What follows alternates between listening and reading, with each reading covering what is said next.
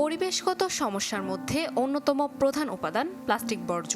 বছরে lakh lakh ton plastic বর্জ্য সমুদ্রে ও জমিতে মিশে ক্ষতি করে মানুষ ও বাস্তুতন্ত্রের, যা দীর্ঘমেয়াদে পরিবেশ ও স্বাস্থ্যগত ঝুঁকির কারণ হয়ে দাঁড়ায়।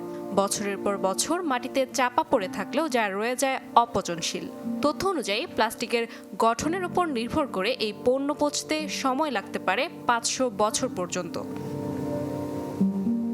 প্রতি বছর বিশ্বব্যাপী প্লাস্টিক বর্জ্য উৎপাদন হয় 350 মিলিয়ন মেট্রিক টনেরও বেশি, আর এই বর্জ্যের মাত্র 10% পুনরায় ব্যবহার করা হয়। তাই প্লাস্টিকের ব্যবহার ও উৎপাদনের পরিমাণ না কমালে 2060 সালের মধ্যে 3 গুণ বেড়ে 1 বিলিয়ন মেট্রিক টনে গিয়ে দাঁড়াবে। সেজন্য প্রয়োজন বাড়তি সতর্কতা ও নীতিগত পরিবর্তন। প্লাস্টিক ব্যবহারের তালিকায় শীর্ষে রয়েছে সিঙ্গাপুর। উন্নয়নের নানা দিক থেকে এগিয়ে থাকলেও প্লাস্টিকের ব্যবহার কমাতে পারেনি অত্যাধুনিক এই দেশটিতে জনপ্রতি প্লাস্টিক ব্যবহারের পরিমাণ প্রায় 76 কেজি। ব্যবহারের তালিকায় এর পরে আছে অস্ট্রেলিয়া। দেশটিতে জনপ্রতি প্লাস্টিক ব্যবহারের পরিমাণ প্রায় 60 কেজি। এছাড়াও তালিকায় শীর্ষে আরও আছে ওমান, নেদারল্যান্ডস ও বেলজিয়ামের মতো দেশগুলো।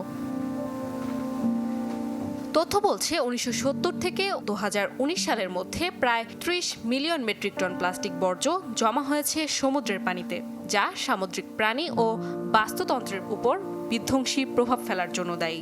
ধারণা করা হচ্ছে এই বর্জ্যের 80% জন্য দায়ী এশিয়া মহাদেশ।